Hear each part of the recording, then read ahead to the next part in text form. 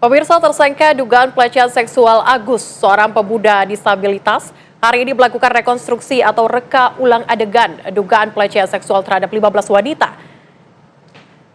Saat ini kita telah bergabung pemirsa bersama dengan pengacara dari Agus atau kuasa hukum dari Agus, yakni Ainuddin. Selamat siang Pak Ainuddin. Selamat siang. Ya, Pak Ainuddin, setelah rekonstruksi berlangsung, bagaimana hasil rekonstruksi yang tadi sudah berlangsung, Pak? Jadi ingin kami jelaskan dengan adanya rekonstruksi ini, itu membuat jelas persoalan.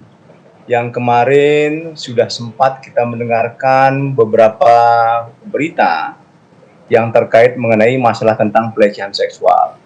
Pertama yang tersebar itu adalah pemerkosaan, kemudian menjadi pelecehan seksual. Nah, oleh karenanya, maka perlu ada penelusuran lebih jauh, yaitu adanya rekonstruksi. Nah, kami mengantongi yaitu bahwa yang bersangkutan ini disangkakan melakukan tindak pidana pelecehan seksual. Oleh karenanya, di kedua belah pihak, baik korban maupun juga tersangka, ada yang disampaikan oleh Dir pada waktu tadi setelah rekonstruksi, mengatakan karena keterangan dari korban itu si tersangka inilah yang lebih aktif, tetapi dari pihak tersangka yang lebih aktif itu adalah pihak korban. Akhirnya dilakukan rekonstruksi. Nah, rekonstruksi itu diadakan di 3 titik, yaitu di Udayana, kemudian di homestay, dan setelah itu di sekitaran Islamic Center. Nah, kita mendapatkan gambaran secara utuh karena ada 49 adegan yang kami sama-sama saksikan, baik dari Kompolnas juga sudah hadir pada waktu itu, dari Kejaksaan, dan jadi semua komponen dan bisa kita lihat secara langsung. Oke, dengan adanya rekonstruksi yang telah selesai begitu Pak dilakukan begitu dari pihak tersangka dalam hal ini Agus, adakah mungkin ketidaksesuaian dari reka ulang adegan yang berlangsung Pak dari hasil rekonstruksi yang tadi sudah dilakukan?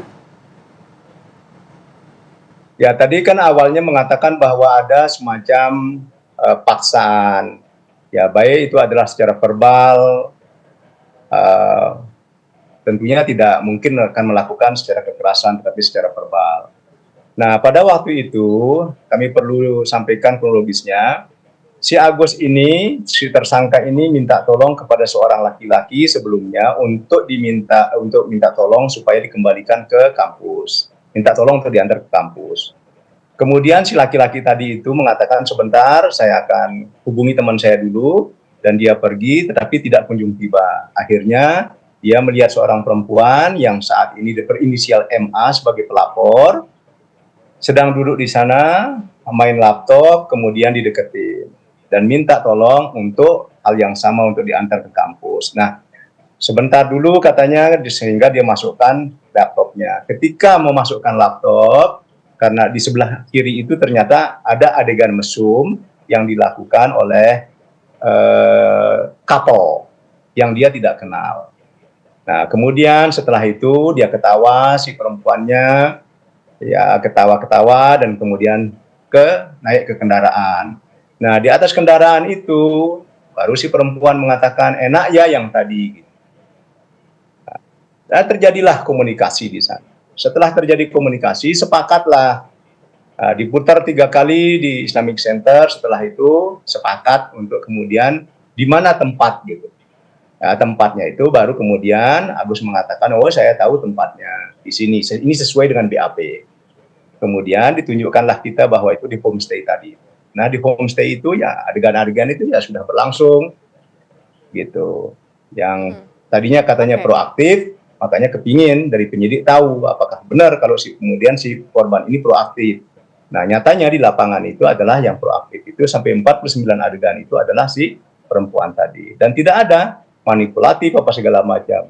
Karena itu setelah disepakati di atas kendaraan, kemudian masuk di homestay itu, dan dia langsung membayar, si perempuan itu membayar. Tapi kenapa membayar 50.000? Ini menjadi pertanyaan. Kenapa dia tahu? Karena si perempuan ini bertanya, kira-kira berapa gitu. Dia bilang ya 50.000. Terus si Agus ini mengatakan bahwa saya akan ganti nanti gitu.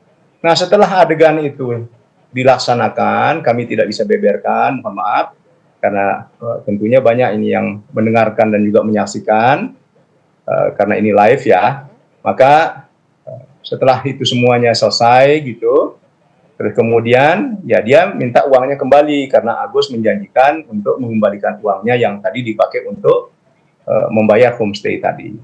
Tetapi si Agus mengatakan, saya tidak punya, kalau bisa saya minta dulu sama kamu, barang 10.000, 20.000, untuk saya pakai pulang, nanti saya minta sama mama saya, sebagai penggantinya. Terus si perempuan itu mulai marah. Dengan marahnya itu dia menelpon rekannya. Gitu. Nah tunggu saya ini, di Islamic Center. Gitu. Nah setelah itu, balik, putar 5 kali di Islamic Center itu sampai ketemulah temannya yang tadi yang ditelepon dari homestay itu.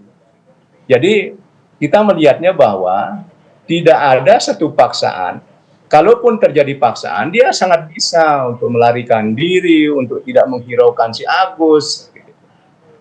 Ya, jadi banyak hal-hal yang janggal yang kita dengarkan sampai dengan saat ini bahwa si laki ini atau si tersangka ini melakukan satu upaya manipulatif segala macam itu. Itu sebenarnya konsensualis di antara mereka berdua, tetapi timbul kemarahan setelah tidak memberikan uang sebagaimana yang diminta. Itu. Oke, baik. Pak Ainudin, setelah proses rekonstruksi ini dilakukan, ada tindakan lanjutan tidak? Dan apa yang disiapkan oleh tim kuasa hukum terkait dengan kasus ini? Tentunya kami akan mempersiapkan yaitu ahli yang akan menjadi pembanding ya dari psikologis, apa istilahnya itu, psikiater atau psikologis ya, psikologis itu kami akan hadirkan, dengan kemudian kami akan berupaya untuk mencarikan yaitu ahli hukum pidana supaya ini nanti dia akan berimbang gitu. Nah, tentunya hal ini nanti bisa kita akan buktikan di persidangan pengadilan. Itu upaya-upaya yang kami lakukan. Baik, terima kasih banyak Pak atas waktunya di Apa Kabar Indonesia Siang. Semoga sehat selalu, selamat siang.